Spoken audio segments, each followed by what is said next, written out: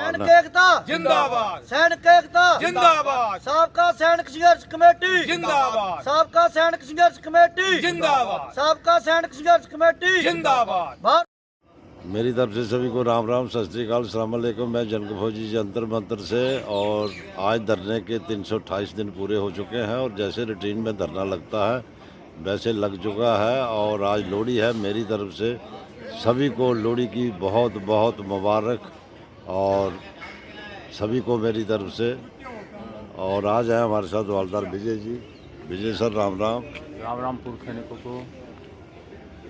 आप बताइए सर, जनता को क्या संदेश देना चाहेंगे? सर, आज लोहड़ी का पर्व है तो मैं सभी पूर्व सैनिकों को लोहड़ी की बधाइयाँ देना चाहूँगा। और मैं पूर्व सैनिकोों को कहना चाहूँगा कि आंदोलन में भारी से भारी संख्या में साथ दें और अपने स्वास्थ्य का भी साथ के साथ ख्याल रखें। सर्वप्रथम जो लोग आजकल व्हाट्सएप पे बहुत ज़्यादा आ गए हैं, जैसे वो बरसात में कुकुर मुत्ते उग जाते हैं ना जगह जगह पे, ऐसे आ गए। पता नहीं उनको क्या हो गया है। देखिए, एक बात ध्यान रखिएगा, जब तक ये धरना है ना, आपका वजूद भी तब तक ही है।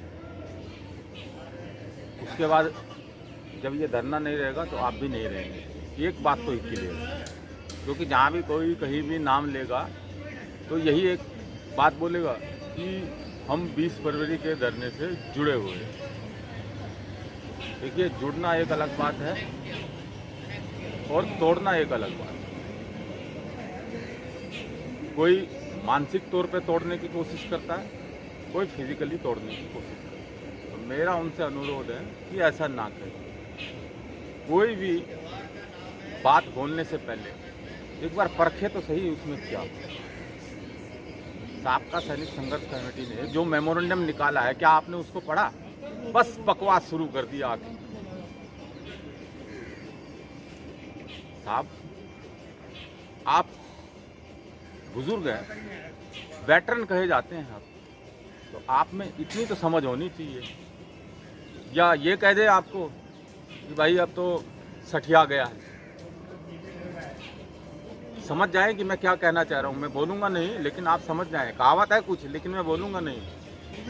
कि मेरे बोलने का कोई, ना ही मुझे बोलने के अधिकार है, ना ही मैं बोलूँगा किसी कहावत को, क्योंकि मैं आपकी जितनी उम्र का नहीं हूँ। आप मेरे से सब बड़े हैं और मुझे सिखाया ये गया कि बड़ों का आदर कीजिए, महिलाओं को सम्मान कीजिए। ठीक है साहब? तो साहब देखिए, सम्मान करना सीखिए। पहले जड़ तक जाइए। किसी भी बात को बोलने के लिए पहले जड़ तक जाइए। पहले पढ़िए कि क्या कहा गया है, क्या कहा नहीं गया है। बस देख रहा हूँ परसों से महाभारत शुरू हो गई। पहले कौशल साहब का नाम, फिर प्रगट साहब का नाम। आपकी उम्र है क्या प्रगट साहब जितनी, जो आप ऐसा बोल रहे हैं? उनकी तो उम्र ही नहीं है चुनाव लड़ने की। लेकिन फिर भी देखिए, एक बुजुर्ग सैनिक अपनी पीड़ा बताने के लिए, अपने नहीं, अपने परिवार, ये जो पूर्व सैनिक है ये हमारा परिवार है, अपने परिवार की पीड़ा बताने के लिए प्रधानमंत्री के विरुद्ध जा रहे हैं। बजाय उनका साथ देने के हम टांग खिंचाई करने लगे। यहाँ परसों एक मंच लगा था।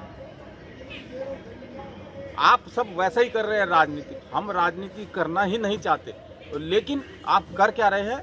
राजनीति। जैसे राजनीति में एक पार्टी दूसरे पे ब्लेम लगाती है ना, आप तो सिर्फ कारण ढूंढते रहते हैं। मैं कल भी कहा था, सभी पूर्व सैनिकों का वजूद किससे है? सभी जाके कहीं भी कहते हैं तो 20 फरवरी के धरने का और जंतर मंतर के धरने का नाम लेते हैं। मैं मानता हूं जो बोलते हैं उनमें से कुछ लोग आए भी होंगे, लेकिन कहाँ गए? कहाँ गए वो लोग?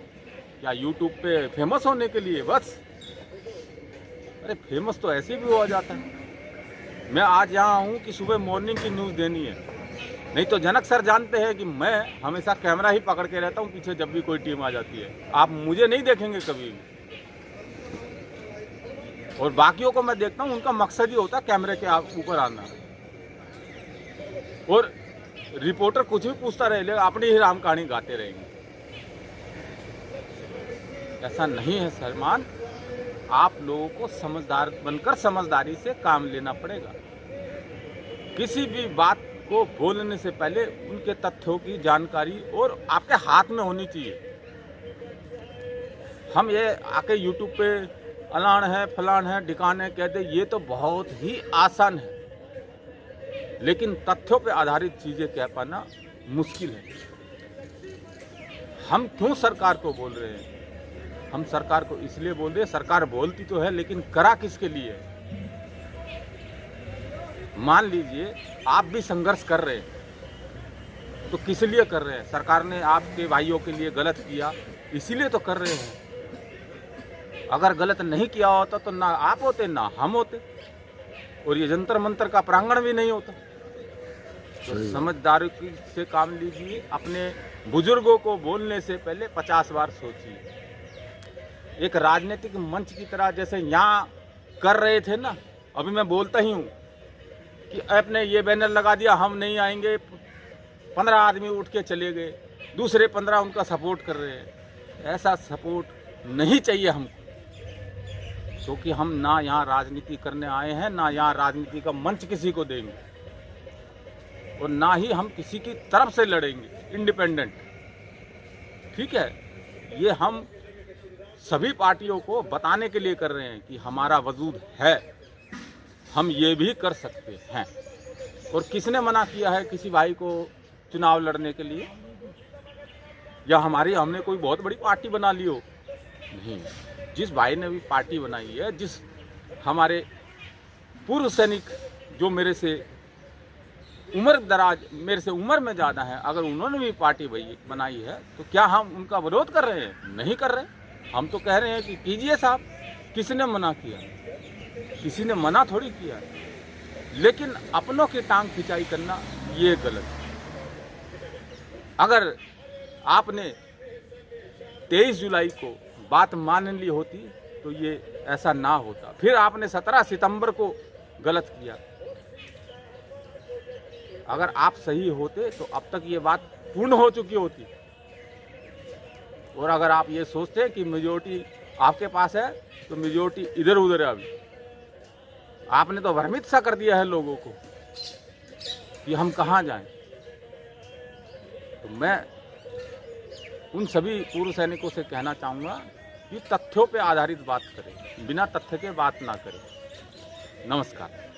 ये थे हवलदार विजय जी, जिन्होंने काफ़ी अच्छा विस्तार से बताया है।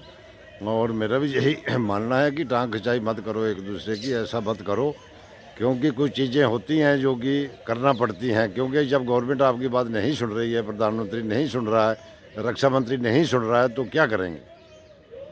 उन्होंने कोई पार्टी बना के कोई एमएलए के लिए नहीं खड़ा किया है, किसी को एमपी के लिए नहीं खड़ा किया है। वो सिर्फ प्रधानमंत्री को जिताने के लिए किया है, और रक्षा मंत्री को कि हम भी आपके बरखिलाफ, आप हमारी बात नहीं सुन रहे हैं, ताकि मीडिया नहीं दे रहा है, ताकि मीडिया में जो है वो ये बातें आएंगी और पूर्व सैनिकों की आवाज़ उठेगी।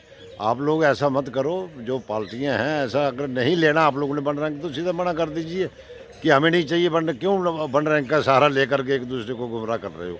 ऐसा मत करो। नहीं चाहिए तो मत लो। मुझे मालूम है आप लोगों के पास बहुत पैसे हैं, बहुत है, सब कुछ है, लेकिन उन गरीब आदमियों को सोचो जिनका बेचारों का सिर्फ पेंशन के ऊपर ही 18,000 के ऊपर या 15,000 के ऊपर गुजारा है। जनक सर, तो मैं एक बात कहना चाहूँगा। हाँ जी सर, बोलिए। मैं ये बोलना चाहता हूँ, जो नेशनल मीडिया आज आपको नहीं दिखा रहा है ना, वो भी तंग आ जाएगा आपसे। उसको दिखाना पड़ेगा जब आप उनके विरुद्ध खड़े हो जाएंगे और आप बताएंगे जगह जगह के कि हम इनके विरुद्ध क्यों हैं। समझने की कोशिश कीजिए और शांतिपूर्वक देखते रहिए। ठीक है, ये थे विजय जी, और इन्होंने काफ़ी आप लोगों को फिर से कोई बात रह गई थी उन्होंने बताई है। और मेरा भी ये मानना कि ऐसा मत करो। अगर कुछ लेना है तो इकट्ठा होना पड़ेगा, आज नहीं तो कल, कल नहीं तो परसों, नहीं तो फिर घरों में बिस्तर में अपनी राम राम करो। किसी की आप बोलते हो धरना देना है, फलाना है, इसका सहारा लेते हो। धरना देना आसान नहीं है।